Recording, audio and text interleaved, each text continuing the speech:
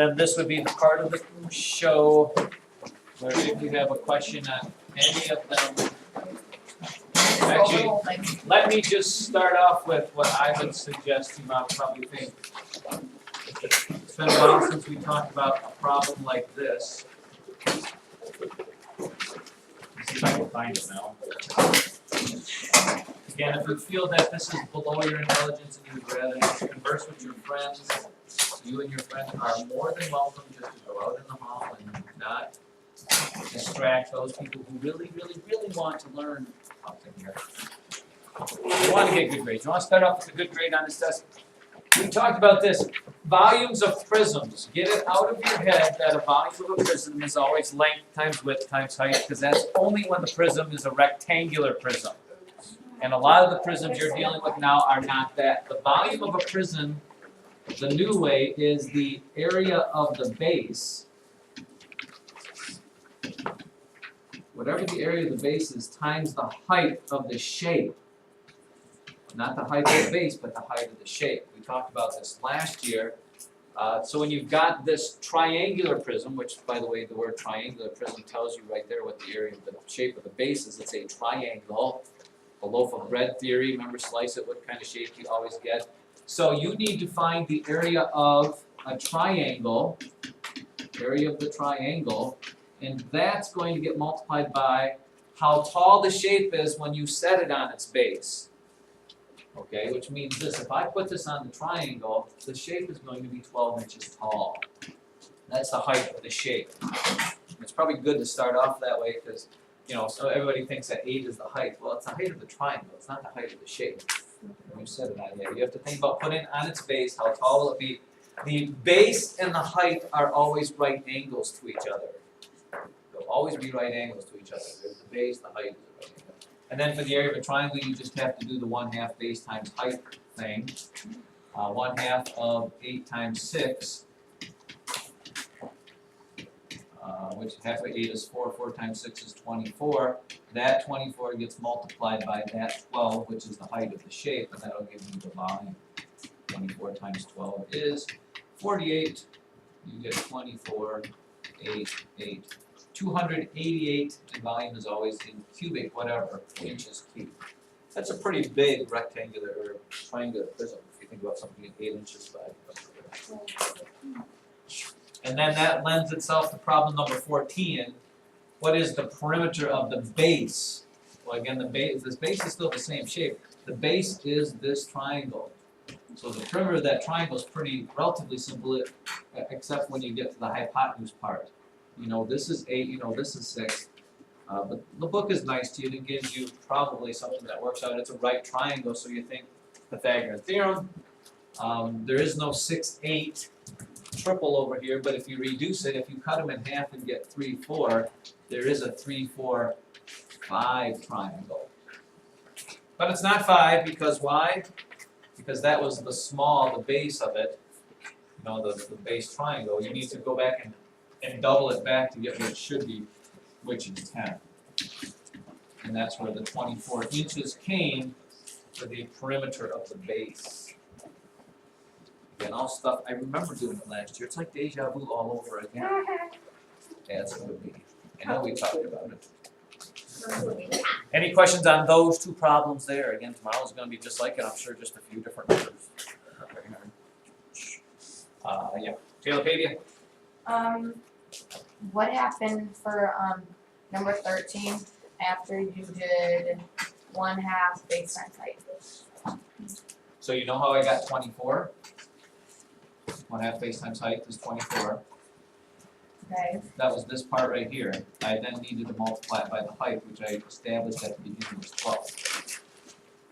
And it's 24 times 12, and that's the answer. That was the area of the base. I need to multiply by the height. And that's why, children, you got to discipline yourself to write those formulas down, because you'll get so wrapped up in finding the area of a triangle.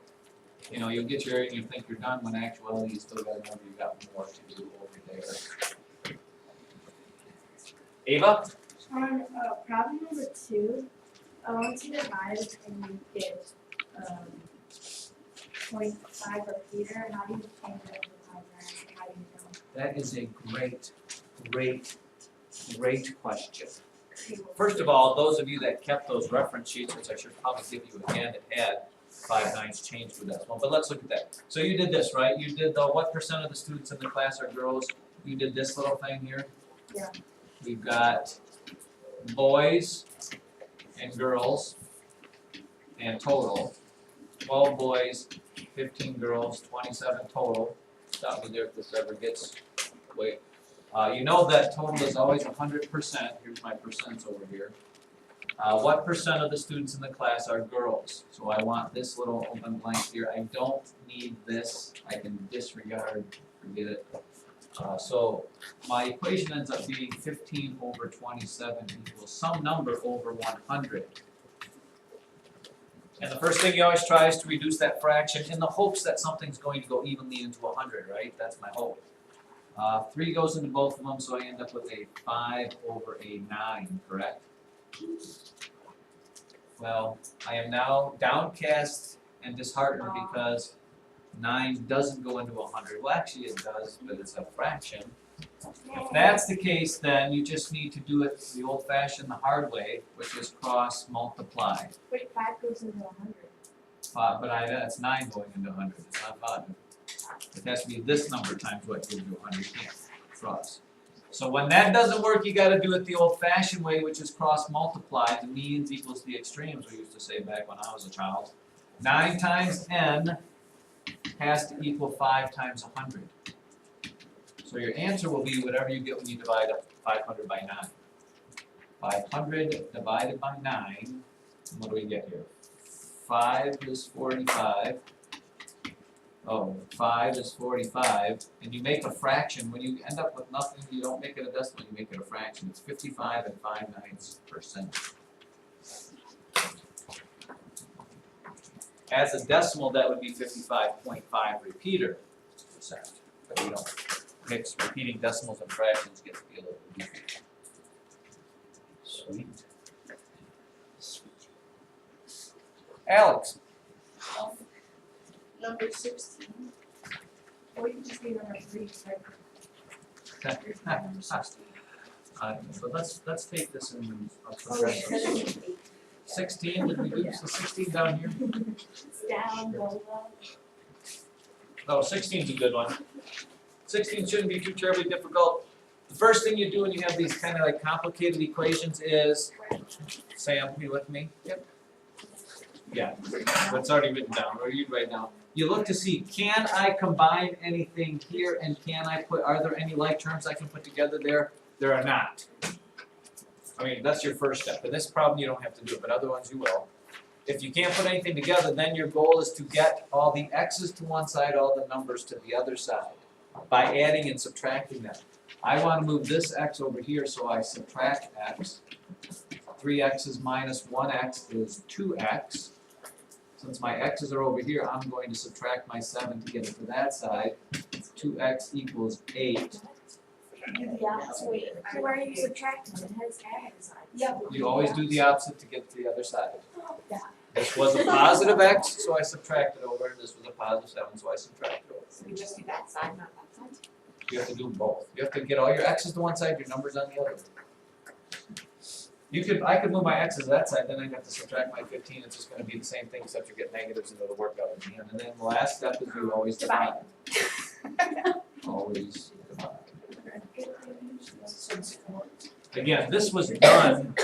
We did this probably halfway through last year. And I remember that. Well, it's not hard. It's just confusing. See, that's this. Well, and that's while we're here. While we're here, this is the same, virtually the same problem, except like I said, the first thing you do is look to see if you can simplify anything on each side.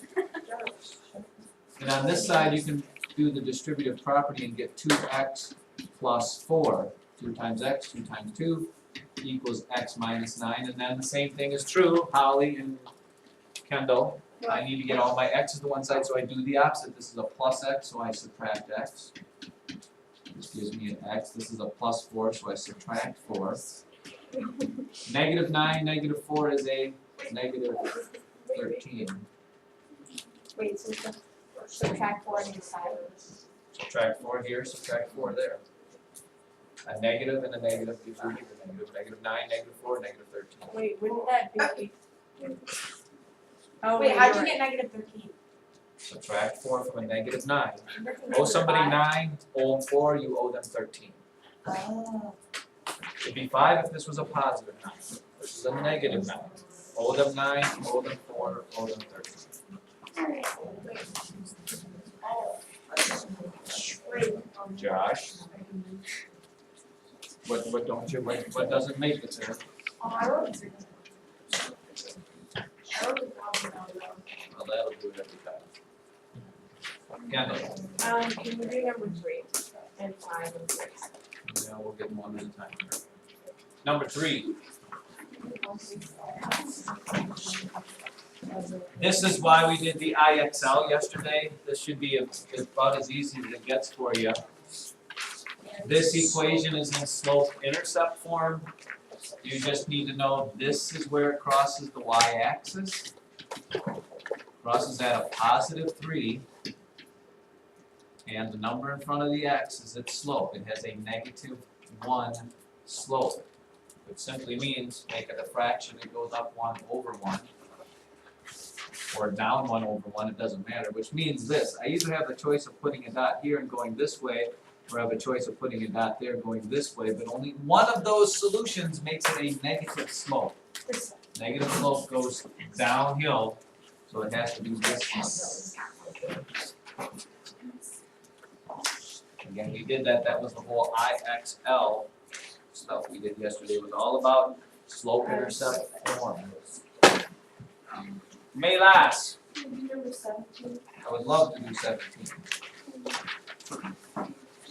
Because as I say, if we're not learning, We're not doing anything.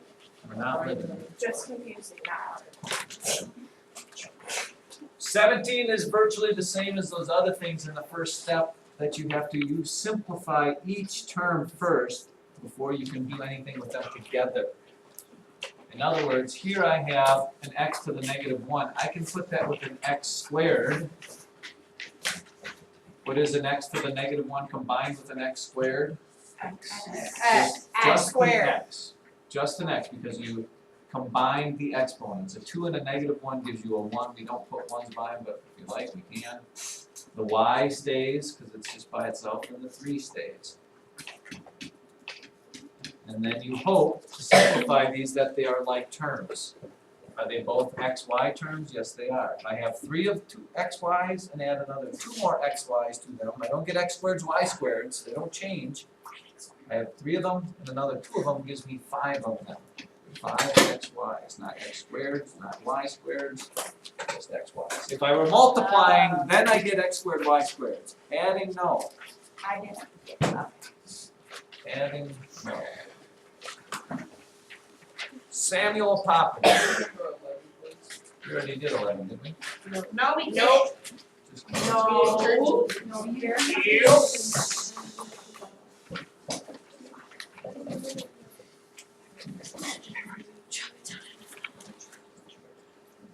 Sure. The vertices of trapezoid. Oh, make sure in your notes somewhere you write the area of a trapezoid because it came up twice, I think.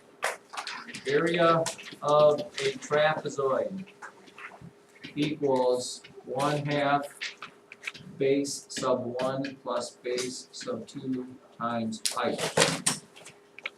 Good catch. So, did we have trouble plotting this? I hope not. Yeah. No. Your trapezoid looks like this then. -3, -2. -3, -2. 5, -2. 2, 3, and -2, 3. So here's your trapezoid.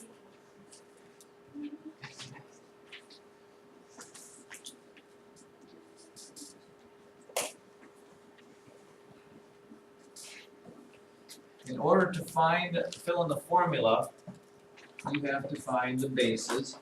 And it doesn't matter, these are the B1, B2s, and it doesn't matter which one you call which, you're just gonna add them together. And you need to find the height, which is this distance from here to here. Well, let's do the height first, because I figured that's probably easy. How far is it from this top, these two parallel lines between each other? Well, it's 1, 2, 3, 4, 5. You can actually count that. The height of the shape is 5. And then you just need to figure out what these two lines are in length. Well, let's see. This one here is what? It's 2 this way and then 2 back this way. So this should, top should be 4, correct? You can count them. The gym, I have trouble with mine too. No, it's not. when is it number It's one? number 1. Keep working it. Okay, on the bottom here, you have 5 this way and 3 back this way for a grand total of 8. There's 8 total units there, 4 total units there, so it's 1/2 of 8 plus 4 times 5, or 1/2 of 12 times 5. Half of 12 is 6, and 6 times 5 is 30 units squared.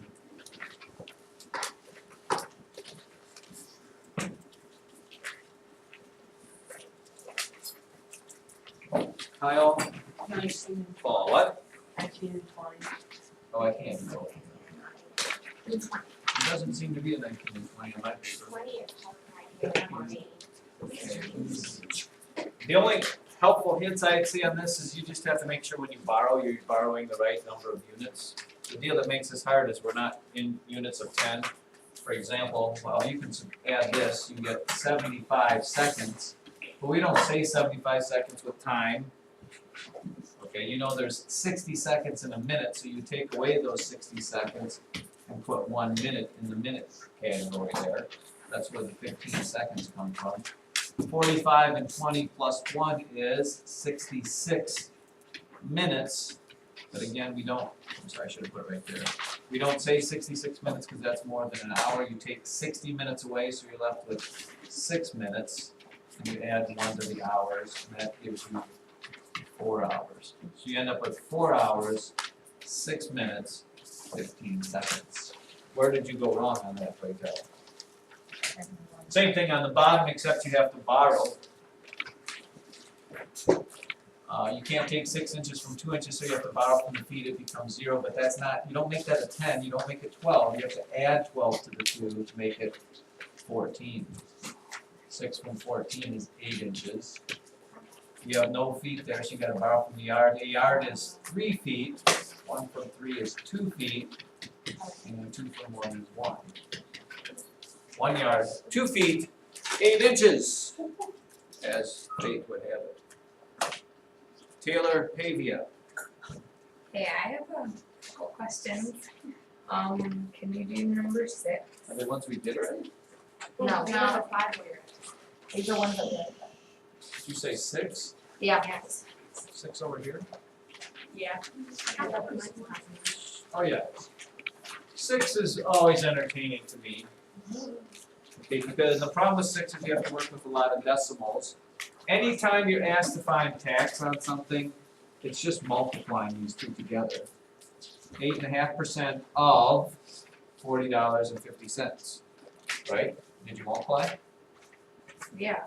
Okay, so 40.5, I'd leave off the zeros because it's not gonna just complicate that if you don't. Changing 8.5% to a decimal, that's where most people go wrong. What is 8.5% as a decimal? That's the kicker. What is 8? You just move the decimal. What do you get if you change 8.5%? 0.8. No, that's 80%. Does that be 8.5. 80%? 80. You have to move it 2 places. I just multiplied. It's Point 0.085. Wait. Move the decimal back 2 places. 1, 2. You have to put a 0 there. Otherwise, you're finding 80% tax, and you really don't want to pay 80% tax on anything because that's almost the whole thing. So when you do the multiplication here, you get that for the top row, this for the bottom row, adding them together, you get this, and here's where another kind of confusing thing happens. I've got all these decimal points. There's 4 of them. 1, 2, 3, 4. But we don't go, money only goes to 2 decimal places. We don't have the census is as low as we go. We don't go to a thousandth of a dollar.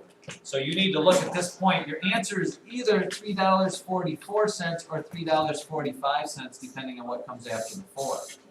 Right, since it's 4 or less, it's just going to stay $3.44. You don't round up unless it's this Wait, big. no, but you add it to 4. Oh, then it said what was the final cost? So the final cost, this was what the thing cost, this was how much tax you paid. 40.50 plus 3.44 is $43.94.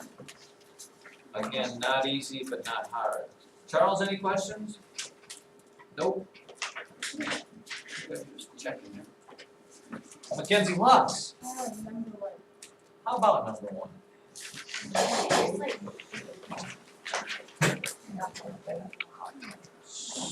Here's the deal here, Mackenzie. This tells you everything right here. You want to know miles per gallon. So you just plug in the numbers. You went 176 miles in 6.4 gallons. And you just, to find out what your miles per single gallon is, you just need to divide this into that. It's just gonna be 6.4 into 176, which means lose the decimal, add a 0. I'm guessing it's 20 something, 8, 12, 8, 6, 4, 0, oh look, it's 7. 6.4 goes into that 7 times, so it's 7 miles for every 1 gallon. And that's your answer, 7 mpg. Wait, the answer. Oh, I'm sorry, 27 mpg. Sorry. Yeah. My bad. My bad. 27. Was it 0.5? 27.5. Oh, did I not do this all the way out? I thought it worked out. Where'd I go wrong here? 7 times that is 28. 480. Oh, I'm sorry, yeah. 448. That's funny. 44, yeah, you get 0.5. I just was thinking it worked out and I didn't want to spend my time. Always finish the round. In the light of all those other questions, I did this. See, that's a perfect example. I'm the poster child for hurrying your work. I did that as a valuable lesson to all future. Just like, what's his name in social studies? Yeah, man, that's a big one. Glad I didn't videotape that one. Dr. Vasco da Gama sailed around the Cape with good hope. Amerigo Vespucci was the one that hit Brazil. Yep. I knew da Gama was a better navigator than that. I should have. Yes, Kendall. Did you do number 5? You just did 5. No, it's not. We just did six. No, it's a 5. The weight of the load varies directly. The only thing you have to understand is this, people. If it varies directly, it's proportional. You could set it up in a ratio box, which means this. The number of boxes, a load of, if 18 boxes weighs 600 pounds, then 12 boxes will weigh how many pounds? It's just a proportion. Direct variation is just a proportion. Just set it up like that, and it just looks like this. 18 over 12 equals 600 over what number? What can I divide these by? Let's cut them in half. No, let's cut them divided by 3. If you divide by 3, you get 6 over what? 2. 4. And since 6 times what is 600? And 4 times 100 is? 400. 400. It's just proportional. You can just make equal fractions. You could find the constant of proportionality, but that just gets a little messy. I don't know what I did, but I got it. Speaking of messy, what team did he play for? Wait, Oh, Oh. Oh. Here, I don't remember the second. Wait, how did we get 400 for that one? If I reduce this fraction Yeah. to 6/4, Uh-huh. 6 times 100 is 600, so Oh. 100 times 4. Gabe, did I do 9? No.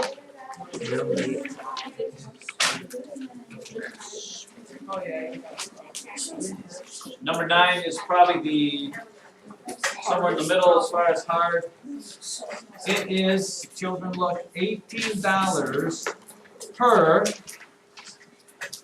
what? Square yard, which means yard times yard. That's a square yard.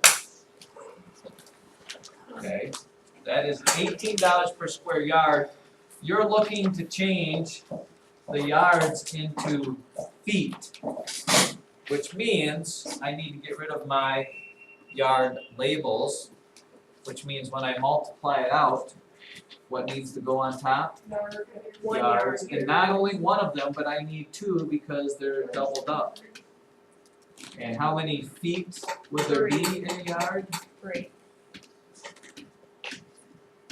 So now my yard labels have been crossed off. It's just a matter of 18 divided by 9. 9 goes into 18 twice. So you're left with $2 per square feet. It's all about crossing off labels. Everything in math is label, label, label.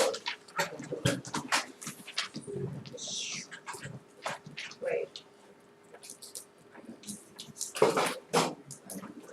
Have we come to the end of our rainbow? No.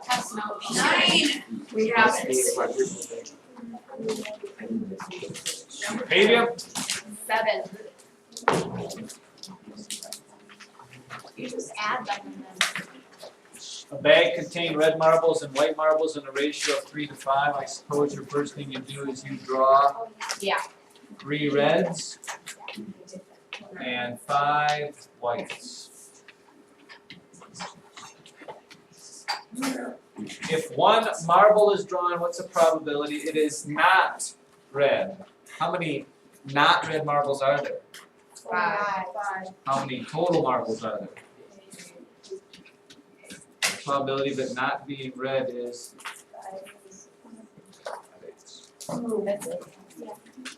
Yeah. let's not overcomplicate the mathematical process. I can just do that. And then I was. Westfall, 5 or 4. we did 4 already. We did 5 and 6.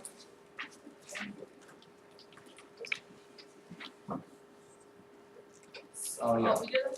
We did this in class. Basically, you need to solve for x, which means you divide by a -2. But the rule is, anytime you multiply or divide by a negative, this sign has to change to its opposite. So I'm making this its opposite, that its opposite, so the sign has to become opposite. So if this goes away, you get a normal x, but the sign changes to become a greater than sign. This becomes -2. And then when you graph it at -2, you get this.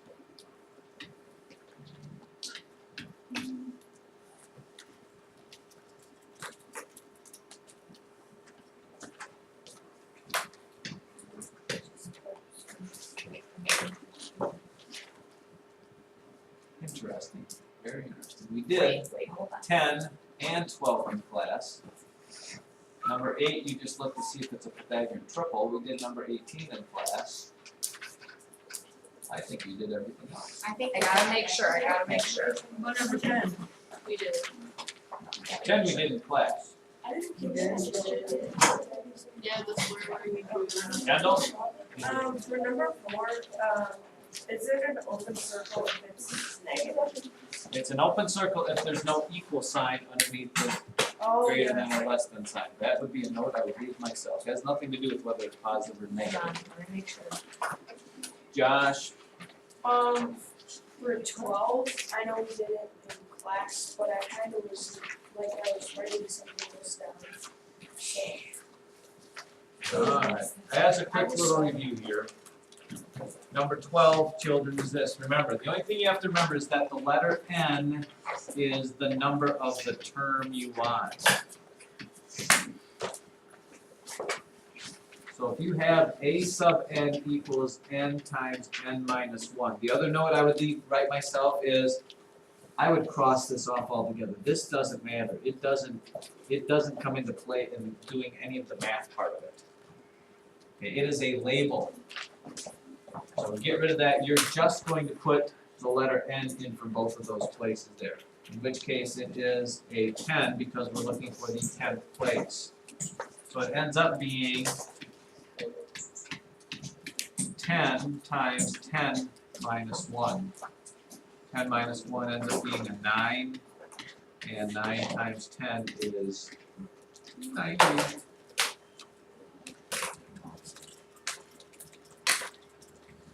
By the way, the hardest problem on here is probably that percent one that we did yesterday, and I would just suggest a note to yourself that if I'm given a box, go here. I'm gonna go one step farther for you children. I'm actually gonna look at tomorrow the test and see what they ask, and I will give you a helpful hint even based on that. Yay. The only question is, can I find it? What does it look like? Where is it going? What's the Where'd number it of come this from? test? 68 or 16. Oh crap. What problem was it? 16 B? Yeah. Which page? Alright, I'm gonna help you out this far. People. I'm gonna give you this. On tomorrow's test, it tells you that the dimensions are not increased, but actually decreased by not 100%, but 50%. I don't know what question they asked you, I'm gonna let you figure that out. Okay, but I do know that if I'm drawing a shape, I get to pick whatever measurements or dimensions I want for it. I would usually, just because if you use a 10 by 10 shape, it's always good because in percent you're always talking about hundreds. So if I'm, and I will give you this much as well, if I'm decreasing something by 50%, I need to know what 50% of 10 is, what is 5. and I'm decreasing it by 5 each side. So each one of these new things are 5 and 5. Now I don't know what question they're asking you, but I would suggest strongly that you make your percent/ratio box. It's a decrease, so you have 100% minus 50% gives you 50% here. Original, the decrease, final. And they're gonna ask you one of those three things. They're gonna either ask you by how much it decreased, what percentage it decreased, or what the final one was, what are the other. Both of them will be the same answer, by the way, interestingly enough. However that works. What is the area? 125. Oh, yeah. Wait, so for 8, it's Pythagorean. Here we go. 8 is what? It's the. Oh, that was the wrong button. Wait, this is the back button. I don't think I can. There is no back button. See? There's no undo what I just did. Yeah, you just need to check that with the Pythagorean triples. But it's still on video.